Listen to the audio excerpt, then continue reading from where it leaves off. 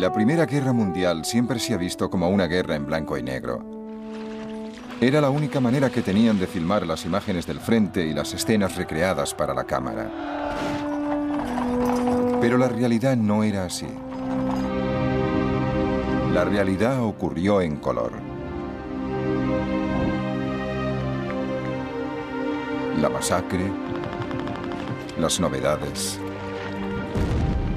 el choque, los levantamientos políticos, la victoria, la derrota. Los campos eran verdes, el fango pardo y las luces brillantes. Ahora, con la ayuda de la nueva tecnología por ordenador, se ha devuelto el color fielmente y con gran detalle al blanco y negro de la Primera Guerra Mundial. Por primera vez, esta serie contará la historia de la Primera Guerra Mundial tal como la vieron los que lucharon en ella.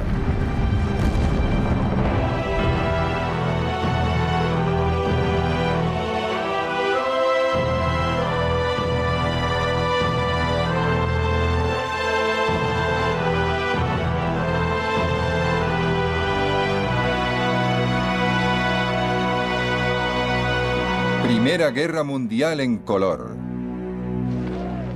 Catástrofe.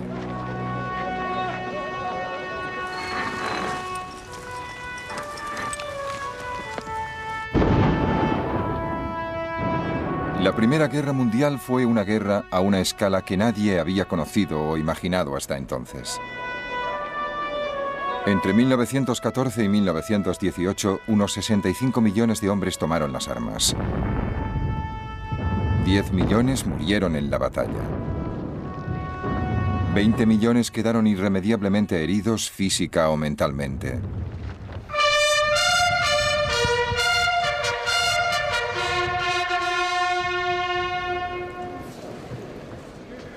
«90 años después, los pocos que sobreviven y lo recuerdan, los que tomaron parte se reunieron en la puerta de Menin, parte de los viejos muros de Ypres, en Bélgica.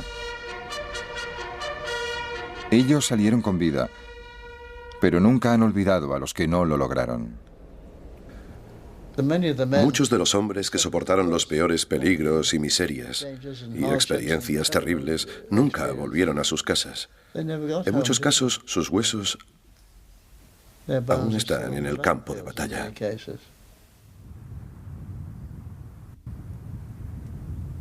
Los demás millones que murieron en esa guerra eran estadísticas para recuento de futuros historiadores. Los que importaban eran los amigos, los hombres que cada uno tenía al lado, los que estaban en la misma trinchera, los del propio escuadrón. Los 5 formábamos un pequeño grupo y eso era lo que más me preocupaba. Cuando mataban a 4 o 5. Solo recuerdo sus apodos: Maud, Alan, Jack, Jill. Es lo único que recuerdo. Ojalá recordara sus nombres. La Primera Guerra Mundial fue realmente una guerra mundial. Se luchó desde las costas de América a las costas de Asia. Fue un choque de grandes imperios que destruyó a los antiguos y dio paso a los nuevos. Las dinastías se resquebrajaron. Una familia real fue asesinada y sustituida por el terror revolucionario. Fue una guerra que cambió el sentido mismo de la guerra. Apareció una nueva expresión muy temida: saltar la trinchera. Yo siempre rezaba. Algunos chicos se burlaban de mí, pero yo siempre le pedía a Dios que me ayudara a luchar como un hombre y a volver a casa sano y salvo. Si alguna vez te dice alguien que saltó la trinchera para atacar y no tenía miedo, es un gran mentiroso. Esa guerra brutal destruyó hasta la propia tierra. No queda ni un árbol. Ni un metro cuadrado de terreno que haya escapado a la mutilación. No hay más que barro y agujeros de bombas. Y en el fondo de muchos agujeros, los cadáveres. Había armas horribles, minas enormes, frentes de artillería como no se habían visto jamás. A veces me maravillo de cómo podemos soportar la tensión de esta vida. Día tras día, noche tras noche, hora tras hora, bombas pesadas cayendo a cada minuto a pocos metros de ti, casi atontándote con el ruido de la explosión.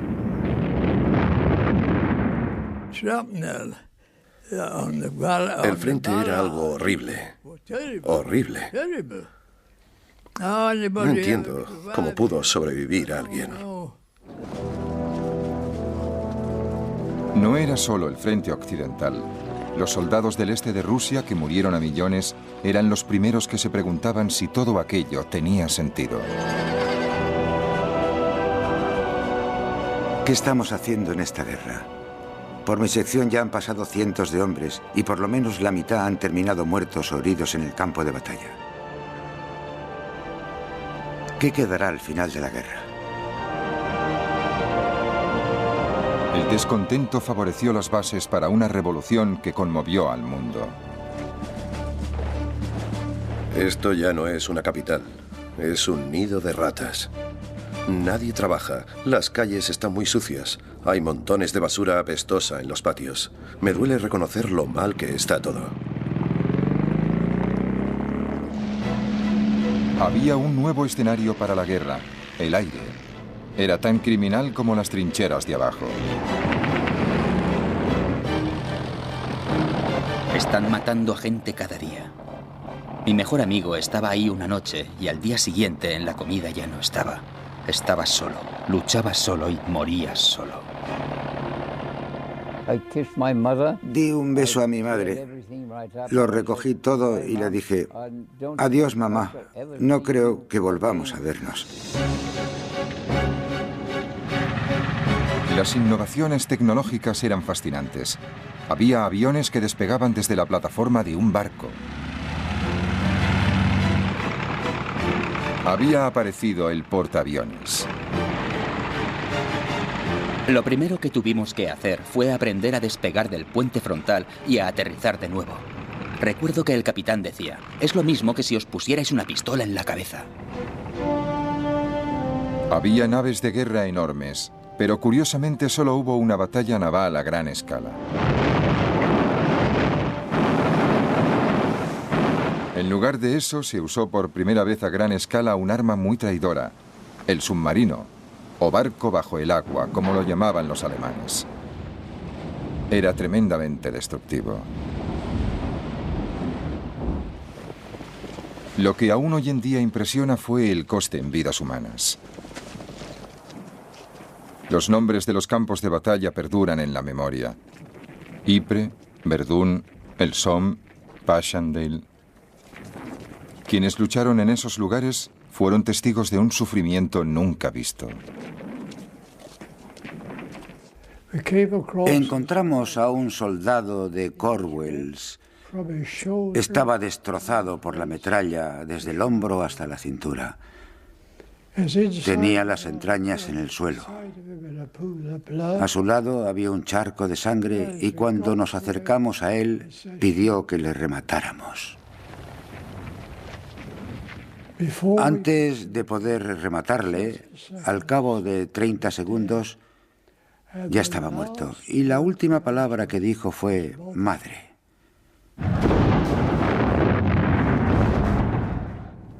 Y esa palabra me ha obsesionado toda la vida, madre.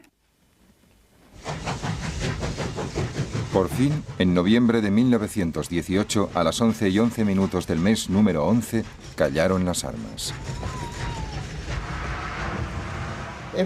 Todo se detuvo.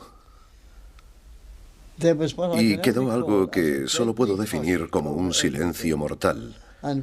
Y todos nos quedamos quietos. Nos miramos unos a otros porque de repente nos dimos cuenta de que no teníamos objetivos, no teníamos nada que hacer.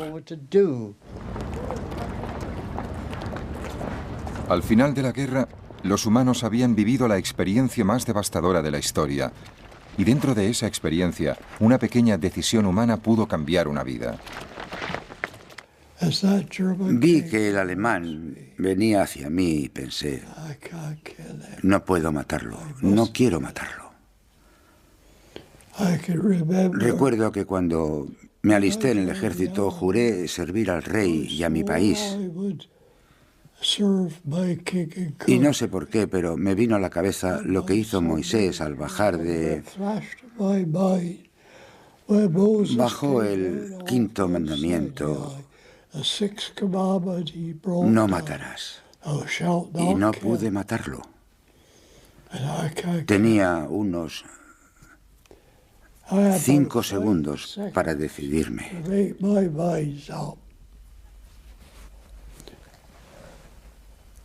Le disparé por encima del pie y por encima de la rodilla.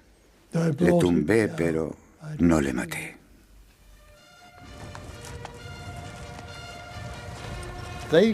No envejecerán como hemos envejecido nosotros. La edad no les agotará, ni los años les condenarán. Cuando se ponga el sol y cuando salga, lo recordaremos. Muchas veces me pregunto si los sacrificios que hicimos valieron la pena. ¿Nos han condenado los años?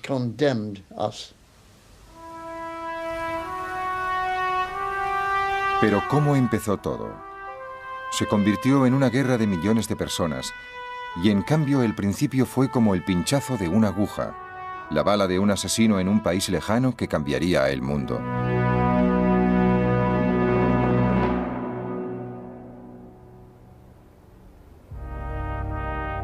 El 28 de junio de 1914 en Sarajevo, la capital de Bosnia.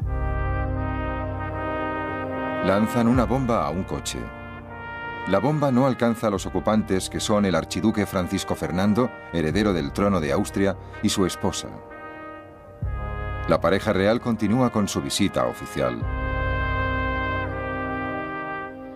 Pocas horas después, el coche se detiene de nuevo y esta vez disparan una pistola. El príncipe de la corona de Austria y la archiduquesa Sofía son asesinados. Según los informes, el asesino forma parte de una organización terrorista respaldada por el gobierno de la vecina Serbia. Austria está de luto y decidida a castigar a los serbios. Aunque pocos se dan cuenta, ha empezado la cuenta atrás para la guerra. Cuando ocurrió lo de Sarajevo, la gente no se preocupó mucho. En los Balcanes pasaban cosas así constantemente. Era muy desagradable, pero desde el punto de vista británico se trataba solo de unos salvajes pintorescos con enormes y brillantes galones y unos nombres impronunciables. Y a nadie le preocupaba demasiado. El asesinato de Sarajevo parecía simplemente una pequeña interrupción en la época dorada de Gran Bretaña. En 1897, la reina Victoria celebró su jubileo de diamante. ¿Cómo aplaudieron a mi querida reina? Sentí un gran agradecimiento y una gran satisfacción por haber presenciado con mis hijas, mi marido y mis hijos esta gran, extraordinaria celebración.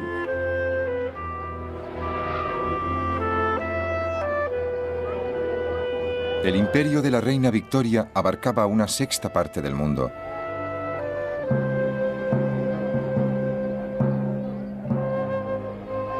Los británicos se sentían los amos en el extranjero y una nación comercial y pacífica en su país.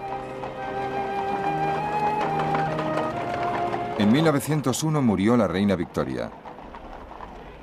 Fue el final de una época. Londres es casi una ciudad de difuntos. Es como si la mano de un mago hubiera detenido de repente esa alegre vitalidad que corre por las venas de la gran urbe.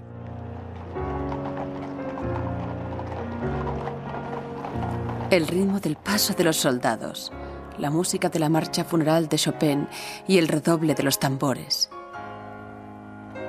Era como si todo el mundo en Inglaterra hubiera perdido a su padre y a su madre. Pero la supremacía británica parecía asegurada. Solo una amenaza aparentemente pequeña se cernía sobre la Pax Británica: Alemania. Era un país unificado solamente desde 1871 y una potencia pujante en Europa, dirigida por el ambicioso Kaiser Guillermo II. Desde que se convirtió en emperador en 1888, el Kaiser estaba decidido a usar la nueva potencia industrial alemana para crear un imperio de ultramar. Para ganar ese imperio primero y conservarlo después, necesitaba una armada.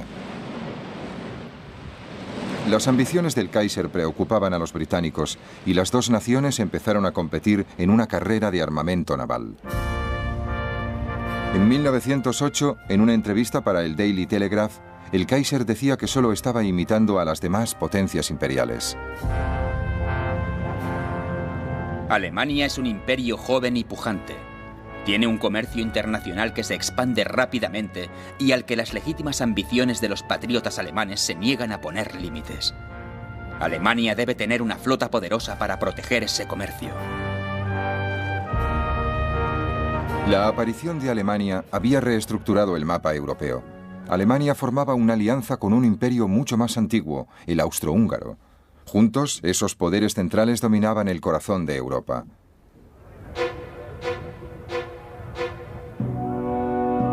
Pero la dinastía austríaca de los Habsburgo se estaba pudriendo desde dentro.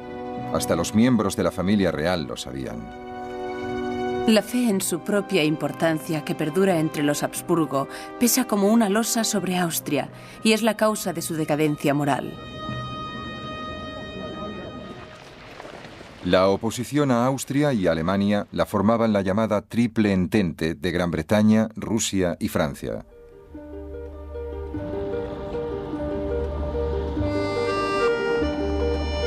Francia había quedado destrozada por las revoluciones y fue derrotada por los prusianos en la guerra de 1870. Pero París seguía siendo la ciudad con más encanto del mundo.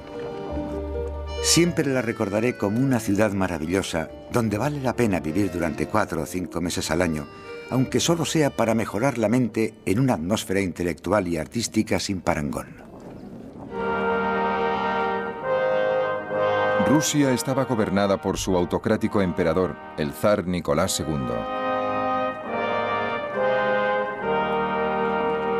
Los rusos habían sido derrotados por Japón en la guerra de 1904-1905 y eso había provocado un primer intento fallido de revolución.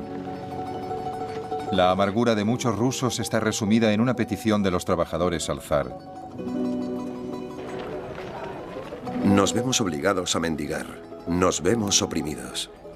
No se nos reconoce como seres humanos, se nos trata como esclavos.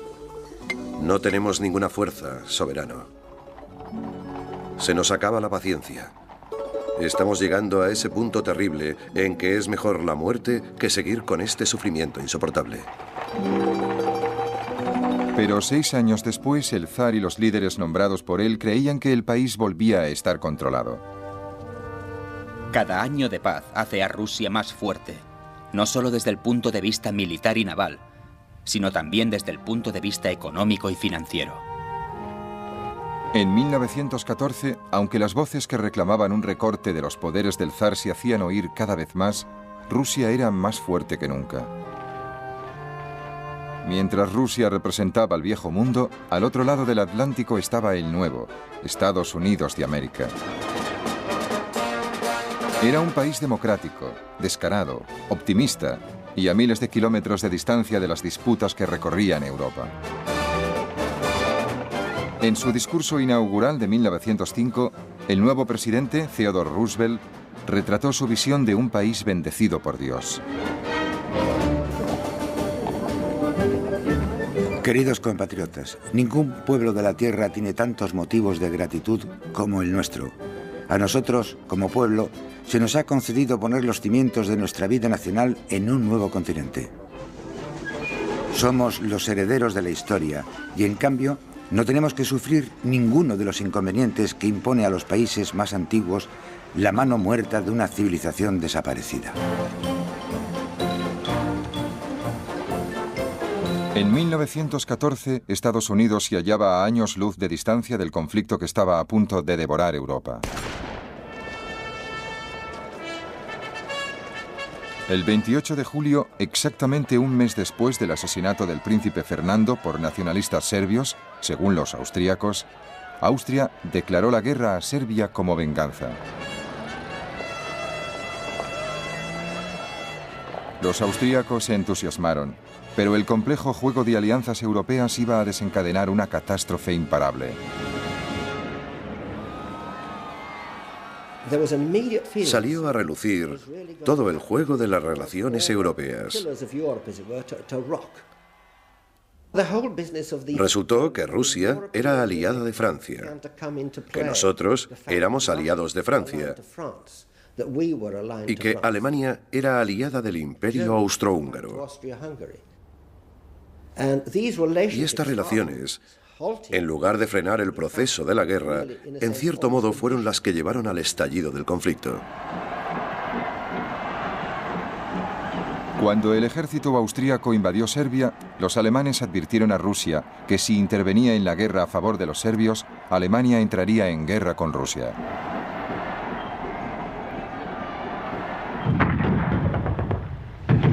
El 30 de julio, los cañones austríacos empezaron a bombardear la capital serbia, Belgrado. Los serbios se volvieron a Rusia pidiendo ayuda. Los rusos eran protectores de los serbios y de todos los pueblos eslavos de los Balcanes, y no podían quedarse al margen si Austria amenazaba a Serbia. Y así, Rusia se vio arrastrada a una crisis internacional. Igual que los austríacos, los soldados rusos estaban impacientes por luchar. El espíritu de los soldados es excelente. Están animados por la firme creencia en la verdad y el honor de su causa. Y por suerte, no hay ningún motivo de nerviosismo o ansiedad. Entonces Alemania declaró la guerra a Rusia.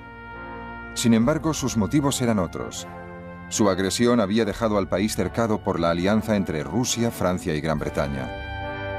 La guerra llegaba en el momento más adecuado.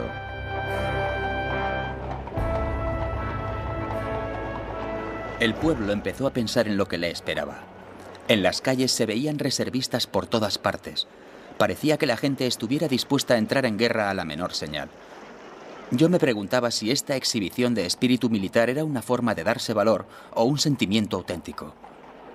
Nadie podía imaginar realmente lo que nos traería una guerra. Francia, ante la provocación de Alemania, movilizó sus tropas. El comandante en jefe francés, Joseph Joffre, llamó a sus soldados al orden, pero algunos solo se encontraban confusos. Guerra. Todo el mundo lo sabe. Todo el mundo lo dice. Sería una locura no creerlo. Guerra. La gran guerra europea. No, no puede ser verdad.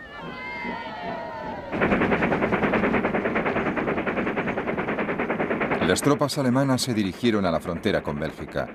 Los estrategas alemanes consideraban que un ataque rápido a través de Bélgica sería la forma más sencilla para entrar en Francia y adueñarse de París. El 3 de agosto, un lunes festivo, los británicos recibían la noticia sin poder creerla. Esta mañana, a la hora de desayunar, nos enteramos de que se ha declarado formalmente la guerra entre Francia y Alemania. Alemania ha declarado a Bélgica que si sus tropas pueden pasar sin ser molestadas por territorio belga, protegerá sus intereses en el tratado que se firme al final de la guerra. Bélgica se ha negado indignada y el rey de los belgas ha pedido ayuda al rey Jorge de Inglaterra. Había una fuerte corriente de simpatía hacia los belgas en Gran Bretaña y mucha gente decía, por Dios, ¿nos vamos a quedar de brazos cruzados o actuaremos como gente decente? El 4 de agosto, el ejército alemán entró en Bélgica. Por fin, ya tengo órdenes. Por favor, mamá, intenta no perder nunca de vista lo que yo he comprendido. Si en estos momentos pensamos en nosotros mismos y en nuestros seres más cercanos, seremos mezquinos y débiles. Debemos mantener una visión amplia y pensar en nuestro país, en nuestra patria, en Dios. A medianoche del 4 de agosto, Gran Bretaña declaró la guerra a Alemania. Para entonces todas las naciones de Europa habían sido arrastradas a la confrontación. Pero la creencia general era que todo habría terminado para Navidad.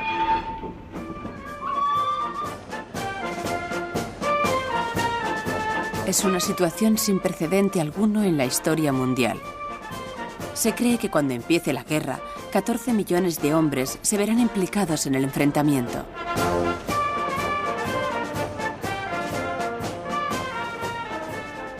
Creo sinceramente que Gran Bretaña no tenía otra opción. Era una superpotencia, la mayor superpotencia de Europa. Si había que hacer una gran demostración de fuerza en Europa, Gran Bretaña debía participar. No podían quedarse mirando y dejar que Europa se derrumbara.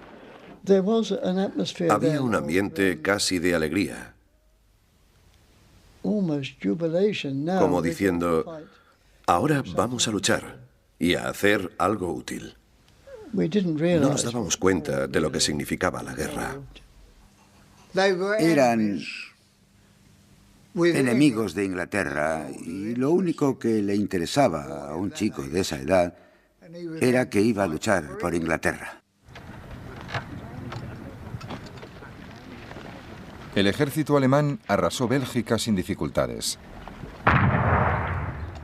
El 14 de agosto entraron en la capital, Bruselas. Los civiles trataron de resistir y Alemania tomó venganza, ejecutando de una sola vez a 600 belgas inocentes. Algunos soldados alemanes empezaron a asustarse de lo que habían desatado. Ver a esa gente asustada, hombres, mujeres y niños, era algo horrible. Hasta los soldados alemanes tenían miedo, esperando los tiros que les llegaban desde todas partes. Los civiles belgas tuvieron que huir.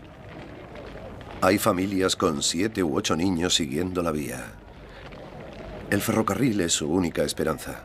Los jóvenes no entienden nada. Los demás preguntan dónde les llevarán. Es un desastre que no se puede contar. Los alemanes avanzaban y Gran Bretaña se preparaba para librar su primera guerra importante del último siglo.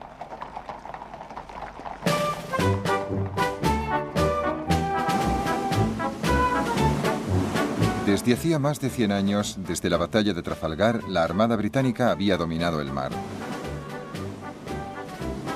En julio de 1914, la Armada formó en Spithead, frente a la isla de Wight, para que el rey Jorge V pasara revista.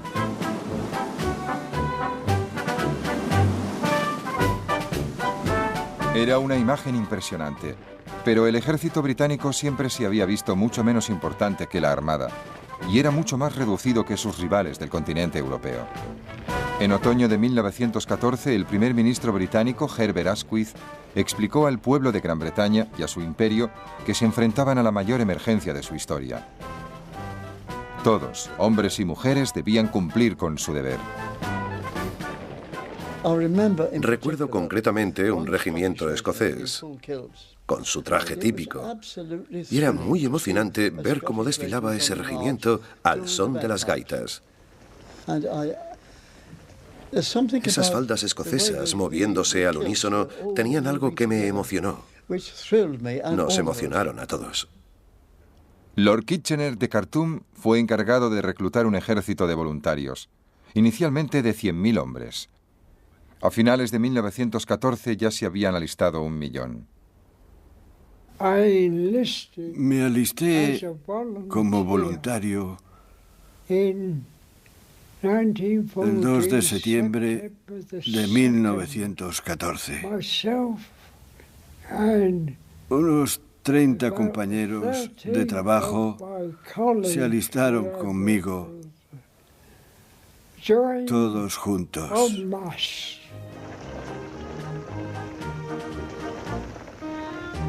Los jóvenes soldados salían para el frente desde todos los puntos del imperio. Sus familias quedaban atrás y solo podían esperar y rezar. Mi querida madre, no te desanimes y confía en la providencia.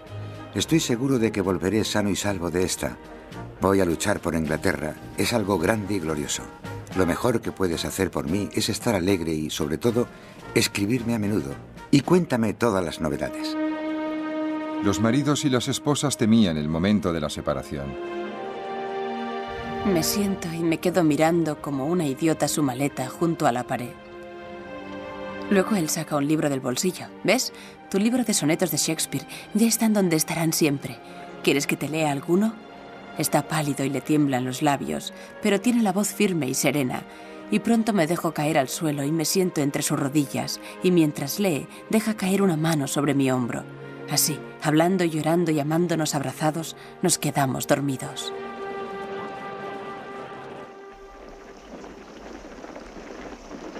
El alto mando envió la fuerza expedicionaria británica a Bélgica para detener el avance del ejército alemán. El 23 de agosto chocó literalmente con los alemanes en la ciudad de Mons. Su primer día de combate les sorprendió. La infantería enemiga avanzaba, según uno de nuestros soldados, en columnas de amasa. Se derrumbaban, cegados rápidamente. Venían en oleadas, con valor y sin desfallecer, cayendo en cuanto llegaban a la línea frontal de muertos y heridos. La rapidez con que disparábamos nos sorprendía a nosotros mismos, y hasta el peor tirador daba en el blanco, porque solo tenía que disparar contra la masa de uniformes marrones. Esas tácticas nos fascinaban, y después del primer impacto, al ver a los hombres caer impotentes bajo nuestro fuego, nos dieron una gran sensación de poder y de placer. Era tan fácil. Pero aunque los británicos no perdieron terreno y causaron una enorme cantidad de bajas en Mons, las fuerzas francesas retrocedían en el frente y los aliados tuvieron que emprender una retirada general. El ejército alemán siguió avanzando a través de Bélgica y entró en Francia. Al mismo tiempo, al sudeste de la frontera franco-alemana, el ejército francés había empezado a atacar intentando penetrar en territorio alemán. Ese combate fue conocido como Batalla de las Fronteras. Debré y yo fijamos la vista en la sierra que se recortaba al este, la que se interponía entre nosotros y el destino. Más allá había otros soldados como nosotros, hombres que nos matarían si no les matábamos a ellos. Los soldados franceses se lanzaron de cabeza contra la artillería alemana. A nuestro alrededor, los explosivos y la metralla de todos los calibres explotaba y salpicaba nuestras posiciones con balas y esquirlas. La muerte parecía inevitable. El ejército francés fue rechazado y el ejército alemán pasó a la ofensiva. La batalla de las fronteras se convirtió en un desastre para los franceses. Los franceses perdieron unos 200.000 soldados solo en el primer mes de la guerra. Y esta es una de las grandes imágenes del viejo ejército francés atacando con sus coloridos uniformes y los oficiales con sus guantes blancos, sufriendo una masacre al enfrentarse con los rifles y ametralladoras de los defensores alemanes.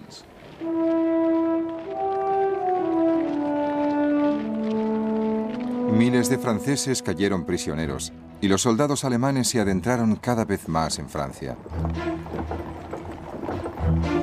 París ya estaba a la vista. Pero para llegar tenían que cruzar antes el Marne, a 50 kilómetros de la capital francesa. El comandante en jefe francés, el general Joffre, recibió una llamada desesperada del gobernador militar de París, el general Gallieni. Nuestra artillería es anticuada, las municiones escasas, las tropas insuficientes y de baja calidad. Tenemos poca capacidad para resistir.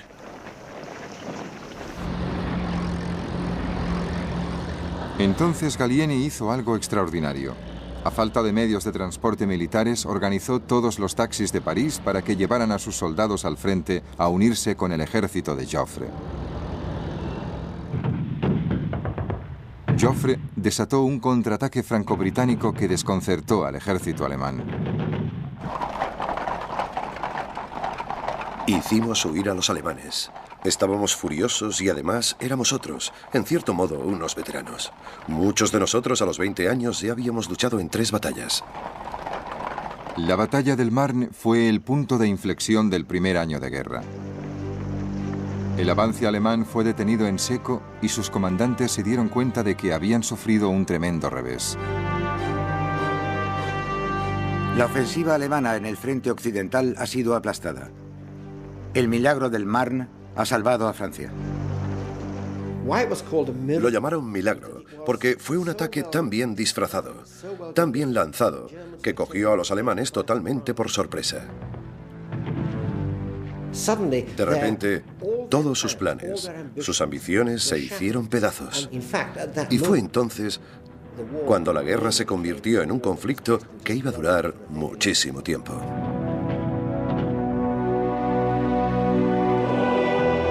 Al mismo tiempo, en el frente del este, al otro lado de Alemania, las primeras semanas de guerra habían sido testigos de rápidos ataques y contraataques de Alemania, su aliado Austria y su contrincante Rusia.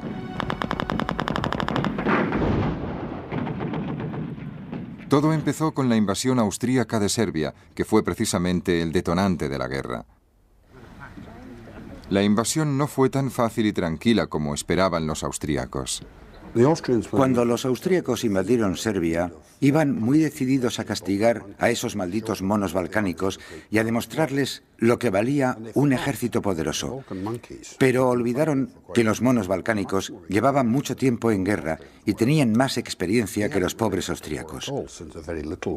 Nunca habían librado una guerra.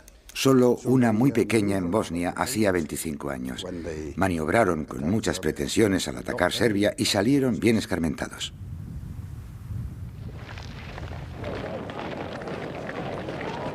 En menos de 6 semanas, los serbios echaron a los austríacos de Serbia. Al mismo tiempo, la otra mitad del ejército austríaco también combatía en una lucha feroz contra un enemigo mucho más importante de Austria y de Alemania: Rusia. Cuando estalló la guerra, el ejército regular ruso era el más numeroso de Europa, con casi 1,5 millones de soldados. Pero a pesar de lo modernos que se veían los vehículos blindados con los que desfilaban orgullosos los comandantes del zar, el ejército ruso era poco flexible. Un observador británico escribió la siguiente comparación. Era como un musculoso campeón de los pesos pesados, al que por culpa de su volumen le faltaran agilidad y rapidez, quedando así a merced de un oponente de menos peso, pero más fibroso e inteligente. Pero el ejército ruso sorprendió a todos penetrando rápidamente en Austria, ante el horror de los soldados austríacos. Para nosotros fue un golpe tremendo saber que los rusos habían penetrado tan a fondo. Pero al desánimo que siguió a esta sorprendente revelación le sustituyó la emoción de enfrentarnos tan pronto al enemigo. Fritz Kreisler entró pronto en combate. A unos 20 metros a la derecha de mi compañía, un hombre saltó por los aires con un grito de agonía y cayó desplomado, herido de muerte. Entonces sentí una corriente fría en mi mejilla. Un gran fragmento de metralla pasó silbando por el aire y se hundió en la tierra, furiosamente, salpicándolo todo de arena. Nos quedamos en el suelo jadeando y agotados, con el corazón a punto de reventar del esfuerzo. Frente al ataque ruso, los austríacos perdieron 350.000 hombres entre muertos, heridos y prisioneros. Al mismo tiempo, más hacia el norte, los rusos invadían el este de Alemania. Los comandantes alemanes, los generales Hindenburg y Ludendorff, reunieron sus fuerzas para resistir el avance ruso. El 26 de agosto, el ejército ruso y el ejército alemán se enfrentaron en la que se conocería como Batalla de Tannenberg. Un testigo inglés describió la magnitud sin precedentes de este combate. El frente de esta tremenda batalla era muy extenso y los rusos presumían de tener 3 millones de soldados. Se recurrió al cuerpo a cuerpo más a menudo y a mayor escala que en todas las batallas anteriores, incluso en campo abierto. Tannenberg fue una victoria famosa para Alemania. Sus comandantes lo celebraban. Se ha librado una de las batallas más brillantes en la historia del mundo. La batalla ha sido una victoria gloriosa para todos los soldados y oficiales y para todo el país. Alemania y el Imperio Austrohúngaro lo celebran. El mundo guarda silencio. Casi 100.000 soldados rusos cayeron prisioneros. Otros 50.000 cayeron muertos o heridos. Al cabo de pocas semanas, Alemania había rechazado la invasión rusa y estaba decidida a intentar otra vez abrirse paso por el oeste.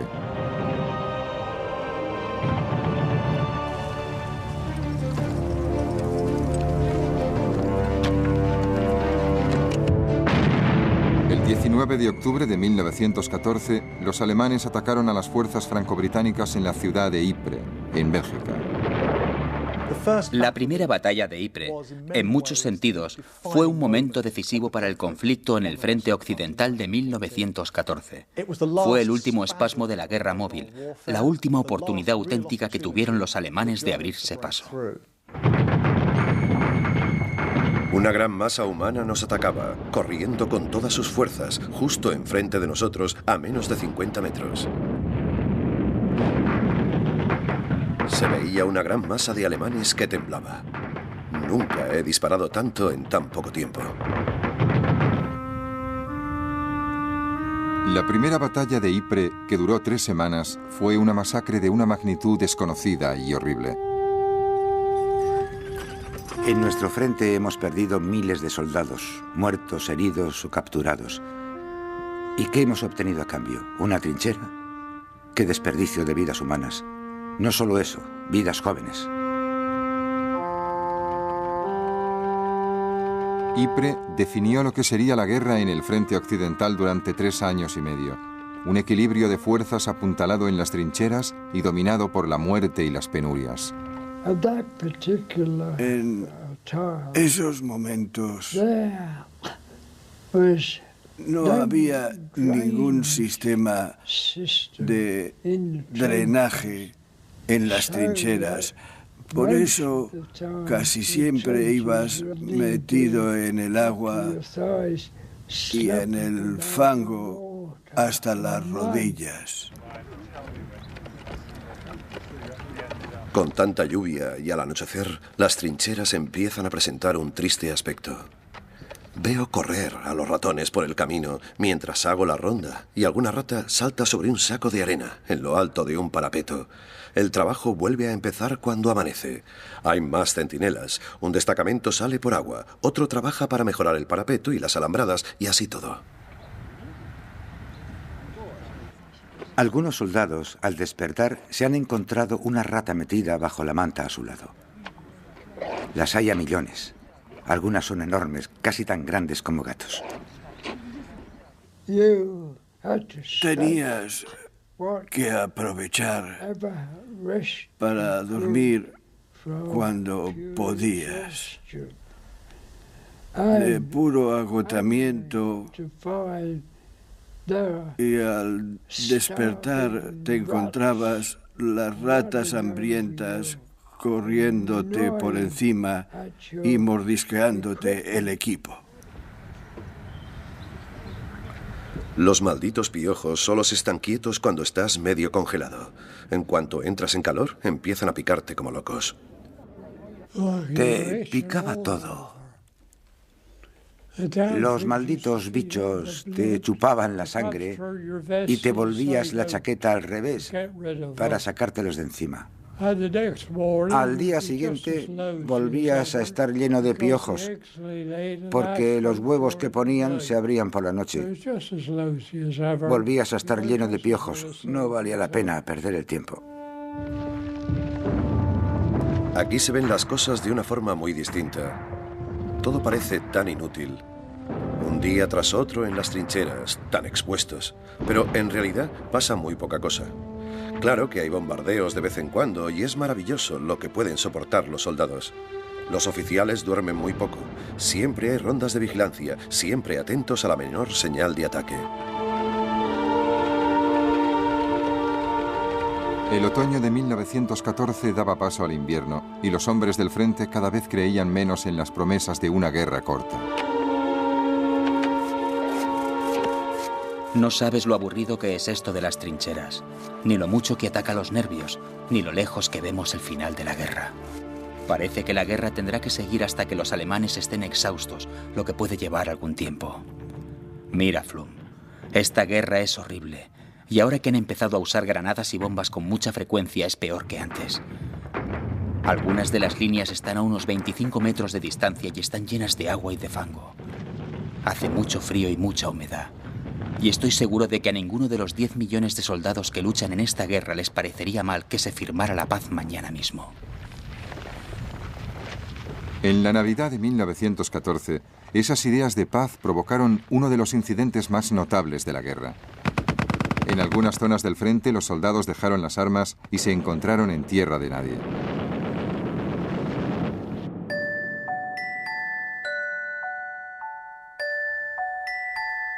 Y a la luz de los focos estábamos todos, ingleses y alemanes, charlando y fumando juntos a medio camino entre los dos frentes. Un grito de alegría brotó de amigos y enemigos. El grupo estaba demasiado lejos para oír lo que decían, pero al fin oímos un alegre «Buenas noches, feliz Navidad y próspero Año Nuevo a todos». Y con eso volvimos cada uno a nuestras respectivas trincheras. Después nos pasamos toda la noche cantando con el enemigo, una canción tras otra.